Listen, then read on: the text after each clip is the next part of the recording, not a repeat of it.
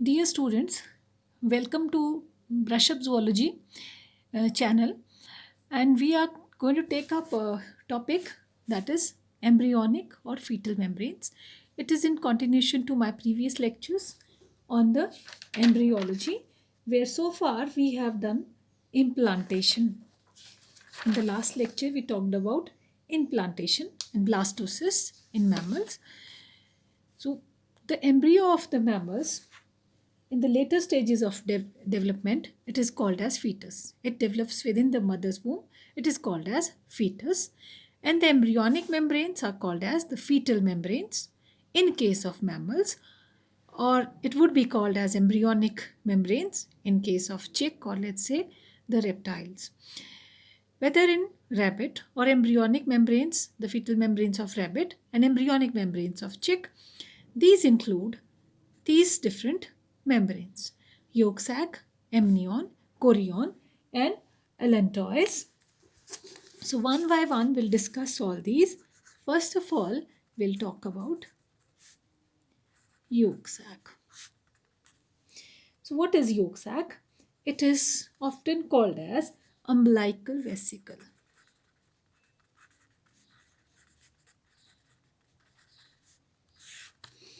And its formation in mammals in the absence of yolk. As such, there is no yolk. In mammalian eggs, they are alecithal. Yet this kind of presence of this kind of structure in mammalian embryo, it is a kind of hint. It hints to their reptilian history. The yolk sac is formed below the embryo, and it is connected with the midgut first by a wide opening and later by the yolk sac. If you visit my previous lectures, I have told you that if this is the area which is the embryonic area, and this portion is the embryonic area, this is trophoblast, if you remember, and this portion is the endoderm, right? And this portion in the center, it is yolk sac. So this kind of picture you see during the earlier development, where I said that yolk sac is formed below the embryo. This is the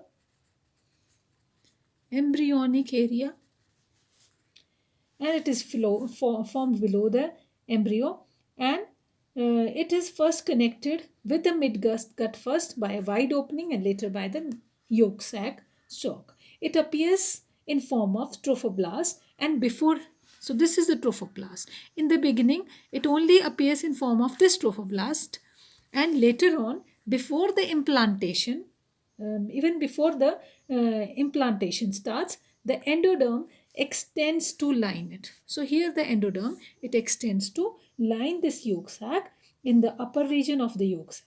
The wall of the yolk sac thus consists of endoderm, one, and the in addition to that, it has another layer also that develops later, which is the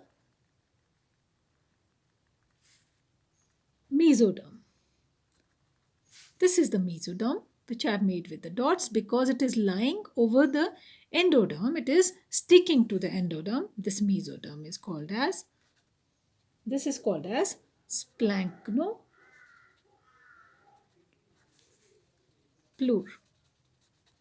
It is called as splanchnopleur in the upper half, and in the lower half, it is simply, here, it is simply covered over by, last portion is simply covered over by the endoderm and the trophoblast. However, endoderm, it fails to line the whole of the trophoblast, as you can see in the, which is the right, this is the area which is right opposite to the embryo, and this portion of the trophoblast, which does not have any connection with that of the endoderm as a part of yolk sac, this part develops the villi, and which penetrate into the crypts of the uterine wall. This we talked in my last lecture also. And the villi, they absorb the nutritive secretion, uterine secretion that diffuses into the fluid filling the yolk sac by simply first in the beginning by diffusion, and later on vitelline vessels they develop and they carry these secretions ultimately to the growing embryo. This growth is going on side by side simultaneously. It is not like a simply by it is not just left as embryonic area, but it is also developing simultaneously as the different embryonic membranes are being formed. So ultimately soon it is replaced by the permanent attachment of blastocyst to the uterine wall by the villi. Means the arrangement of the conveying this nourishment, it is simply temporary. It is not permanent, rather it is temporary. And then later on, these trophoblastic villi, they simply disintegrate.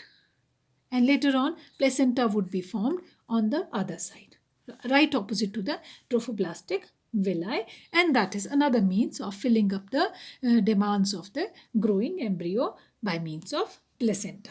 So trophoblastic villi and the part of yolk sac bearing them, ultimately this portion is going to disintegrate as the development continues, and the inner surface of the yolk sac, which is now it comes directly in contact with the uterine wall to absorb the uterine secretion by vitelline blood vessel of the yolk sac, and now this contact is called as inverted yolk sac placentation. So yolk sac, the role of yolk sac is to serve it serves as a kind of nutritive organ.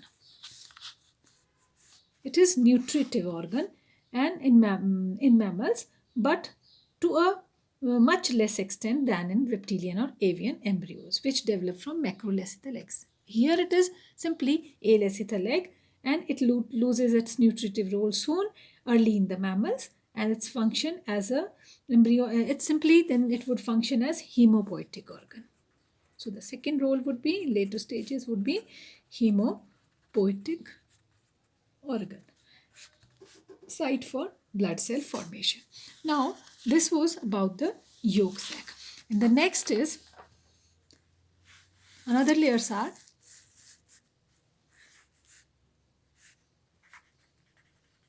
amnion,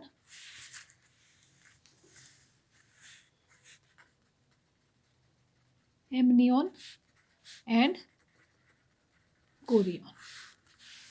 So we'll have a look at the amnion and chorion, how these develop.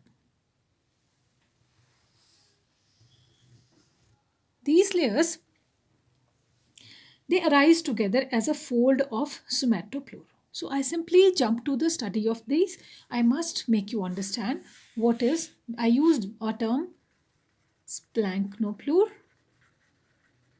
and now I'm using another term somatopleure. Let's have a look at it, because I would be using these terms time and again. Somatopleure, you know that this is ectoderm, the outermost layer, and this is the endoderm. Right? In between the two layers develops the mesoderm. It splits the part of the mesoderm that is sticking inner to the ectoderm. This is called as somatopleure. However, the part of the mesoderm which is attached to the endoderm, this is splanchnoplure. Right? So amnion and chorion, they arise together as a fold of somatopleure, that is somatic mesoderm and trophoblast around the border of the embryo. So here is the embryo. This is the embryo. Right? This portion is the embryo. This is the trophoblast.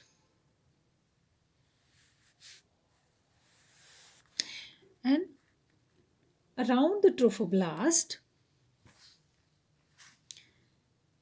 which would be here, is the somatopleure. The amnion and chorion, they originate as these folds at the anterior end of the embryo and at the posterior end of the embryo as the head fold and the tail fold. This is the tail fold, and this is the head fold of amnion. This is how amnion is being formed. The posterior fold, tail fold, anterior fold, head fold. This fold, tail fold, it grows more rapidly and as compared to the anterior head fold, and finally they meet and fuse. They would meet more towards the anterior end, and this point of connection where the two meet, it is called as seroamniotic connection. Seroamniotic connection, and it is nearer to the head of the embryo than the tail. And the reverse condition, it is observed in case of chick embryo, means these folds they would meet more at the posterior end, means their head fold is growing more faster as compared to the tail fold. Fusion of the two folds that produces two membranes. Now you can see these are fused and it is giving rise to now two membranes. So in the next diagram, I'll just show, I'll not making the whole of it. So if we come to the next point. So that gives rise to the two membranes over the embryo. The inner one is the amnion. I'm making, this is the embryo proper. The more darker I have made, that is the embryo proper. And these folds now they have met.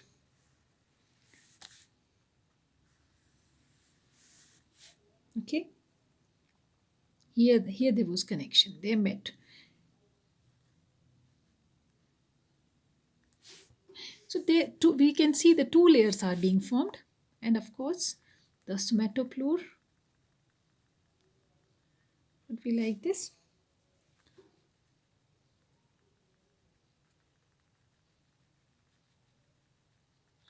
So these two membranes are, one is amnion, that is the inner one. This membrane is amnion,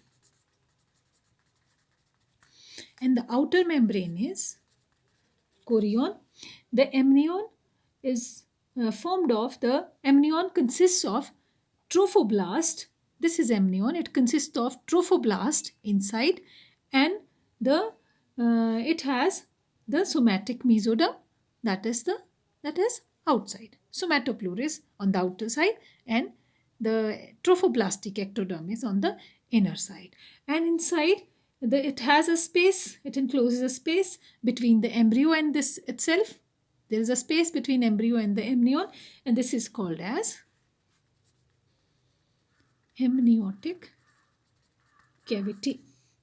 It gets filled with a fluid, which this fluid is called as amniotic fluid. The amnion, the role of amnion is it protects the embryo from shocks or injuries, and its fluid, it prevents its desiccation. It doesn't let the embryo dry up. The chorion, it is also called as false amnion. It consists of trophoblast outside. You can see the darker layer I made, that is trophoblast, and inside it has the somatic mesoderm or the somatoplure. The space between the amnion and chorion, this space is called as chorionic cavity. Or let's say here also, it is called as chorionic cavity. Or it is also called as extraembryonic coelom. The role of chorion is it protects the fetus and it provides a large space for growth of the allantois. That is the third layer.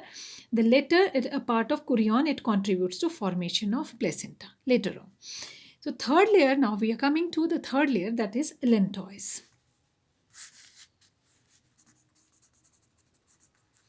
Allantois,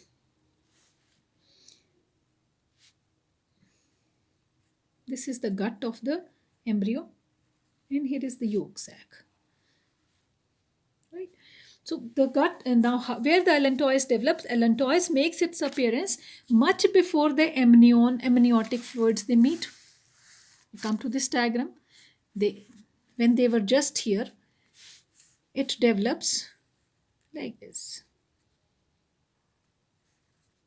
let's make the yolk sac at the posterior end. From here, it grows as a bud. So this is allantois growing. So we come to this diagram again. So it has made its appearance there only as a bud. Much before the folds, the amniotic folds they have met, it arises as a mid-ventral outgrowth from the hindgut of the fetus. So this is the foregut of the fetus and this is the hindgut. Let's say here also foregut and hindgut of the fetus, and as I said, it is connected to the yolk sac.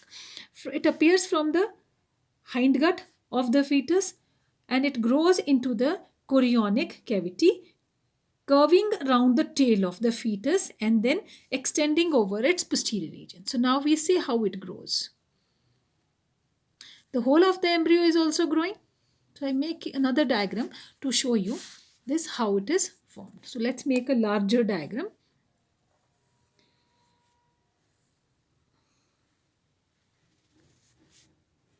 This is the embryo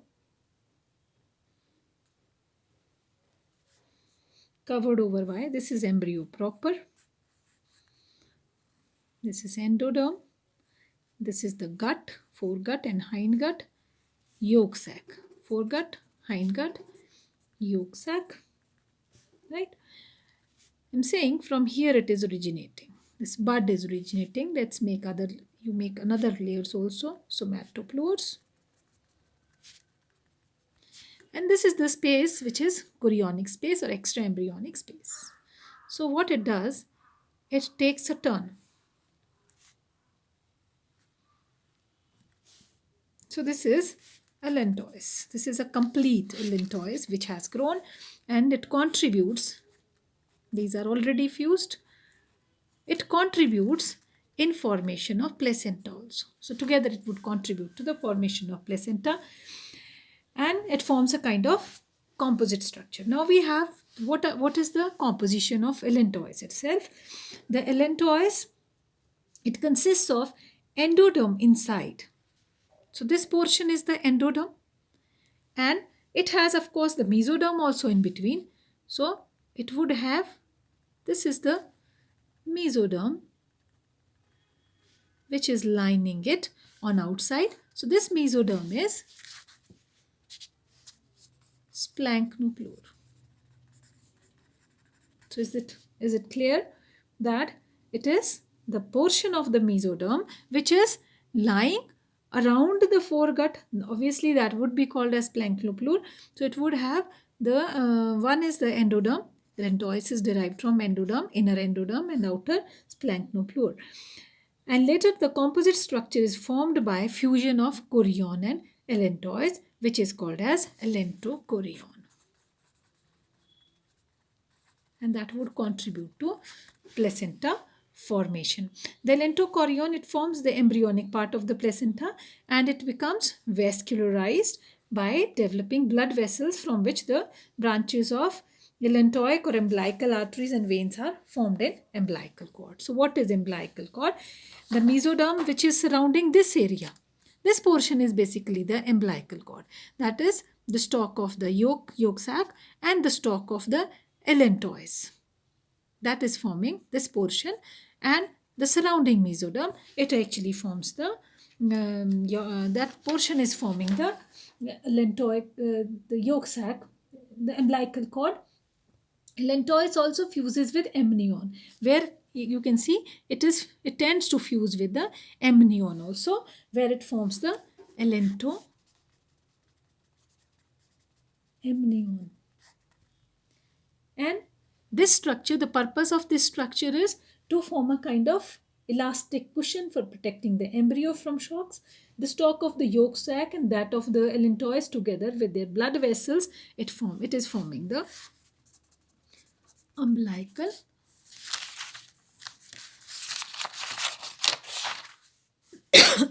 cord.